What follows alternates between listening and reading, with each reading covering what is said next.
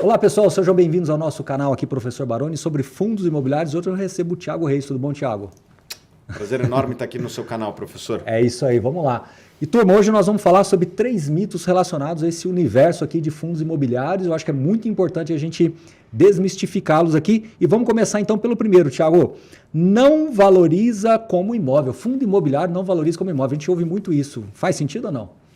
Não faz sentido, na minha opinião, e isso aí é baseado em evidência. Se você pegar os fundos imobiliários mais antigos, você vai ver que acompanha os principais índices de inflação. Você está comprando um imóvel. Como que você pode estar comprando um imóvel e não ter uma valorização compatível com aquilo na hora que você compra um fundo imobiliário? Obviamente que tem uns de crédito, daí é outra história, mas daí quando você compra um fundo imobiliário de tijolo, você está comprando um imóvel ali. Se aquele ativo se valorizar, vai ter uma transação em algum momento ou não, mas deveria ter uma valorização da cota. Se não tiver, tem uma oportunidade aí. Exato, eu vou mais além. Eu acho que as mesas de negociações são diferentes, né? Enquanto nos fundos imobiliários é negociado ali na Bolsa, na B3, ou seja, você tem um ambiente de negociação diferente, as premissas dos investidores são diferentes, as comparações são diferentes, e no mundo real é muito diferente do que é na B3. Então, no mundo real ali, os imóveis estão sendo negociados no bairro onde a pessoa mora. Sim, cada bairro é um bairro. Tem 2,5 milhões de investidores em fundo imobiliário na Bolsa. Cada um mora no bairro. Alguns bairros prosperam, outros são não tão prósperos, alguns até decadentes. E daí alguém pode falar, pô, eu moro aqui em Balneário Camboriú e valorizou mais, parabéns. Você está numa geografia que aparentemente valorizou. Tem bastante prosperidade, tem outras regiões, sei lá, algumas regiões no Rio que perderam bastante valor ao longo dos anos. Estou dando 2 exemplos que são bastante conhecidos. Então, você não pode comparar o fundo imobiliário que está exposto a várias geografias no Brasil com o teu bairro. Se tiver algum fundo imobiliário que é monoativo no seu bairro, daí talvez tenha alguma comparação, mas provavelmente vai ser difícil você encontrar um fundo imobiliário que seja monoativo somente no seu bairro.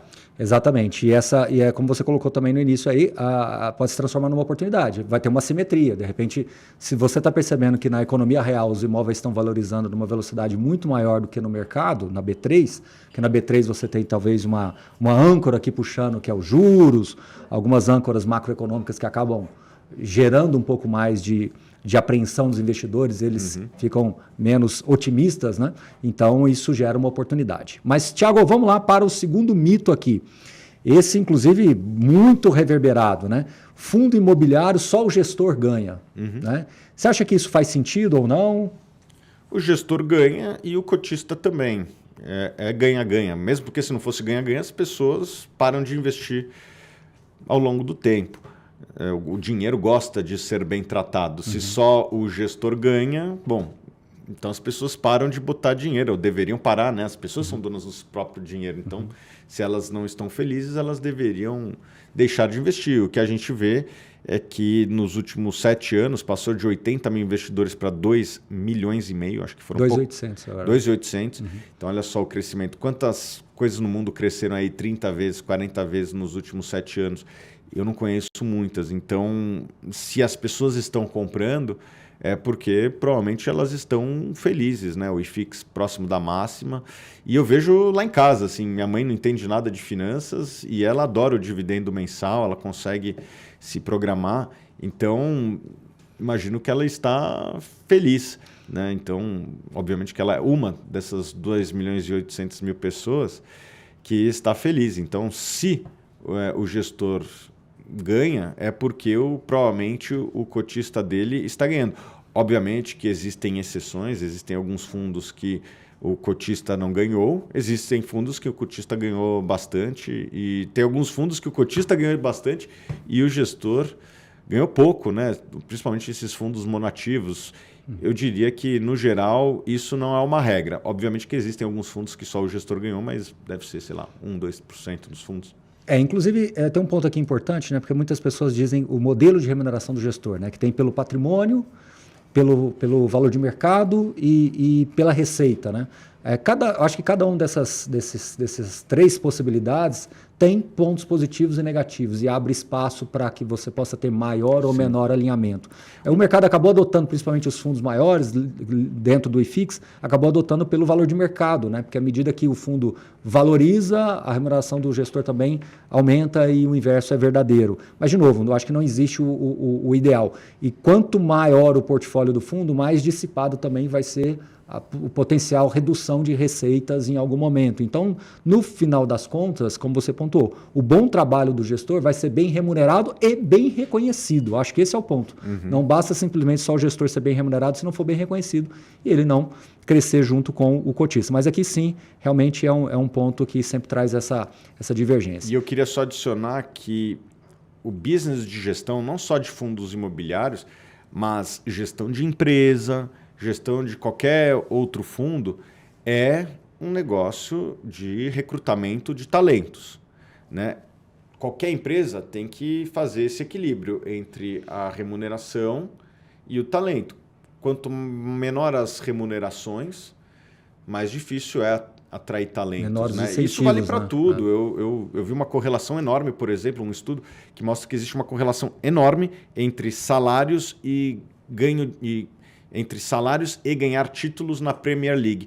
Os times que mais ganham títulos são aqueles que remuneram mais. Normal, os grandes talentos do mundo vão para o Real Madrid. Não é à toa que o Real Madrid está ganhando todos os títulos aí ao longo dos últimos anos, porque consegue pagar mais, né? Você quer contratar o Mbappé, o Vinícius Júnior, o Cristiano Ronaldo lá atrás, etc.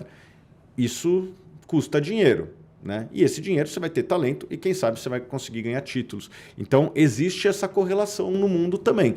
Né? Você quer ter mais talentos, você quer encontrar bons, você quer ter trabalhando para você um gestor top de linha, isso aí custa dinheiro. E daí cabe você avaliar se esse valor está se pagando sim ou não. E esse ponto aqui eu acho que conecta com o terceiro mito, que é a questão da diluição. Muitas vezes a gente vê a pessoa usando essa palavra diluição. Eu quero começar isso daqui, depois eu te passo a bola, Thiago. Com relação a se é um mito ou uma verdade, né, que os fundos imobiliários, quando fazem emissão, eles diluem o patrimônio. Eu acho que essa palavra ela é mal empregada dentro do contexto de fundos imobiliários, porque o crescimento do fundo imobiliário, obviamente, traz uma diluição direta ali da participação do investidor, a não ser que ele exerça todos os seus direitos de preferência, mas nós estamos falando essencialmente de investidores minoritários. Né? Todos nós somos pequenos cotistas do fundo. Sim. O mais importante é observar a diluição do rendimento, ou seja, se o fundo começa a crescer e o rendimento por cota, né, o reais por cota, não cresce, não acompanha, você não vê valor nisso daqui, então a emissão ela acabou crescendo o patrimônio do fundo, sim, pode ter diluído o risco, aumentou a remuneração do gestor, porém o cotista não viu o benefício. Sim. Só que temos um ciclo aí, né? Desde uma emissão até os investimentos, até eventuais movimentações que se façam no portfólio. E um desinvestimento, existe um ciclo. Então, muitas das vezes, eu vejo as pessoas no primeiro mês ali já apontando essa diluição como um problema e, consequentemente, atribuindo esse problema a que o gestor ele fez emissão única e exclusivamente para aumentar a remuneração dele, completo daquela emissão. Então, de novo, é um mito, na minha opinião, mas, por outro lado, também temos que observar. Exatamente. O investidor ele tem que analisar caso a caso. Existem emissões que foram muito boas porque permitiu a gestão comprar bons ativos a bons preços. E existe também o contrário, né? Emissões que foram realizadas e que os ativos novos eram piores do que os ativos mais antigos. Então não existe resposta certa. O que o investidor tem que fazer é ou botar a lupa ou ler seus relatórios. Não tem uma regra clara. Toda emissão é ruim, toda emissão é boa. Não existe isso. Você tem que ou botar uma lupa ou ver as palavras do professor Baroni. Certo, professor? Perfeito, Thiago. E olha só, uma coisa bem interessante falar é que muitas das emissões que a gente viu nesses últimos 2 anos, com juros em mais de 2 dígitos, elas foram feitas justamente para comprar imóveis em condições que normalmente não são usuais. Então, essas emissões foram feitas nesses últimos 2 anos, potencialmente, deve começar a trazer mais resultados à medida que a gente começar a ver um ciclo de queda de juros. se esperava alguma coisa mais para agora, mas talvez a gente vai ter que adiar um pouco. Mas a gente já teve um tempero disso com algumas vendas que a gente percebeu aí de imóveis. Então, mostrando que a lógica faz sentido, mas que ela vai ser sempre verdadeira, não. Mas eu acho que colocar só para concluir que é um mito dizer que toda emissão é ruim, ela só dilui. Eu acho que isso não é o melhor caminho aí, tá bom? Beleza, professor. Muito obrigado aí pelo convite para vir no seu canal aqui, tá bom? Pessoal, muitas das vezes a gente recebe mensagens aqui de vocês querendo saber se não tem uma maneira mais próxima aqui de bater um papo comigo, com o Thiago. E sim, nós temos o programa Suno Mentoria. Eu vou deixar aqui, inclusive, na descrição do vídeo para que vocês possam conhecer mais desse trabalho que a gente desenvolve por aqui, tá bom? Então tá aqui na descrição. Até o próximo vídeo. Valeu!